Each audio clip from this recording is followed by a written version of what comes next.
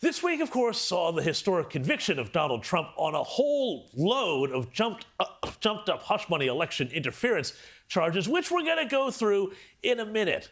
But before we do that, I wanted to share a bit of this ad the Trump team shared just 24 hours before the verdict came down, and which suggests Team Trump might be keeping a bit of an eye on this here network. Thank you for joining us here today. Earlier this afternoon, Donald Trump was arraigned by a Manhattan grand jury on 34 felony counts. This case is an abomination. You know, it's obviously political. 7 years to try to come up with this case. They're just wrong on the law. The only crime that Donald Trump is being prosecuted for is the crime of running for president. Political persecution at the highest level.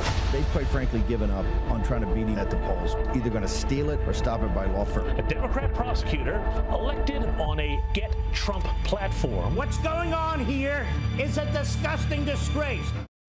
Hang on, that was James Morrow. That was James Morrow in a Trump ad. Did you see that, Rita? Amazing. Amazing That was stuff. fantastic. Amazing Well stuff. done. And there was a clip from the U.S. report with James Morrow, which you can watch here on this station every Friday night at 8 p.m.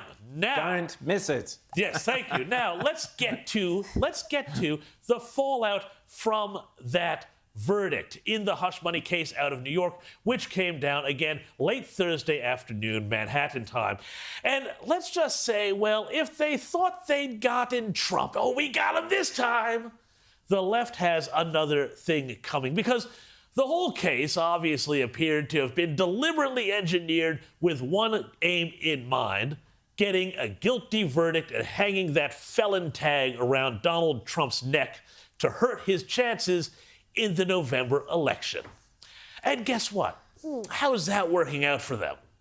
Well, it turns out that in the 24 hours after the verdict, the Trump campaign raised nearly $53 million. Around a third of that being from donors who were first-time donors to the campaign, suggesting that a lot of Americans have woken up to the lawfare being committed in their name. And by the way, notice that Trump supporters didn't go out and riot when the court case didn't go their way, which is what the left normally does. Now, this figure, $53 million, is more than the entire Biden and Democrat campaigns raised in April, a month that saw Trump out-fundraise the Democrats by nearly $20 million.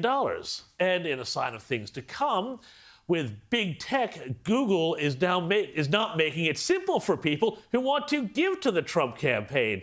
If you look and you start typing, as I did yesterday, the words "donate to Trump" into Google, well, it'll suggest ways to donate to trans youth and tree planting and something called the Russell Trust, which seems to be a food bank charity in the UK. Go figure, that's not going to stop him, by the way, because reports are just coming down that the Trump campaign is on track to raise $150 million by the time this weekend is out. I'm not sure why, though. Big tech would be so scared of Donald Trump anyway, but there you have it. Anyway, there is also more fallout to come here, because one of the things you will have surely heard from Democrats over the past 48 hours is, well, this conviction was secured by following the law, and conservatives should not question that, because to do so is to invite lawlessness. Well, sorry, that's nonsense, because, of course, this is pretty rich from the side of politics that every time something doesn't go their way, as I say, they hold a riot. But here we are, and it is becoming clear that from the start, this was a stitch-up, a classic stitch-up. District Attorney Alvin Bragg in New York campaigned for office on the basis that he was going to go after Trump, and he used his previous experience suing the Trump organization as a selling point, a plank of his campaign platform, as this interview on local New York radio station Hot 97 3 years ago makes clear. But one of the things leading into this vote for the Manhattan District Attorney's Office, I know a lot of people are wondering, whoever has this job, are they going to convict Donald Trump?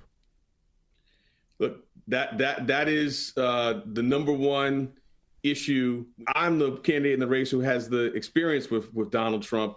I was the chief deputy in the Attorney General's office.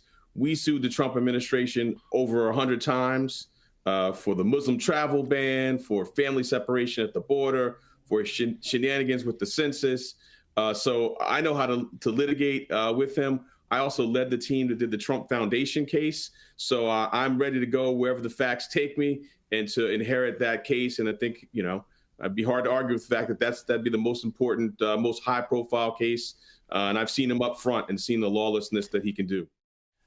Think about that. The number one issue in New York for the lead prosecutor, not crime on the street, not drugs, not illegal immigration, Donald Trump.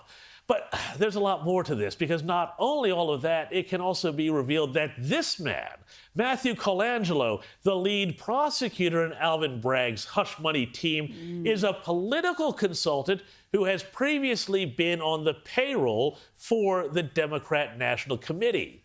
Oh, and there's even more. The daughter of the judge in the hush money case, where Donald Trump was just convicted and where he might be sentenced to prison just days before the Republican National Convention, well, the daughter, she works for a Democrat consulting firm that raised $90 million off the case by campaign emails and other tactics. Now, if this is all starting to smell a bit whiffy, well, it turns out that even people you would normally expect to be on the Get Trump bandwagon are starting to have second thoughts.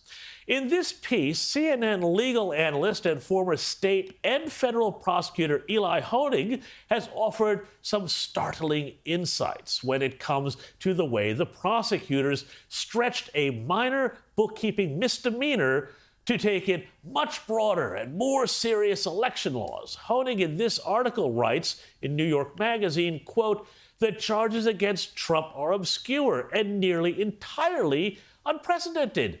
In fact, no state prosecutor in New York or Wyoming or anywhere has ever charged federal election laws as a direct or predicate state crime against anyone for anything. None ever," unquote. And then Honig goes on to say more. He says, quote, "The charges against Trump aren't just unusual, they're bespoke, seemingly crafted individually for the former president and nobody else," unquote. Well, sorry, that's not the America I grew up in. And all of this is why I think, far from being repelled by Trump's felony convictions, voters are going to flock to the man because they are offended by the sense of injustice and how unfair suspicion that in America now anybody who the government doesn't like can now be put through the ringer by the state.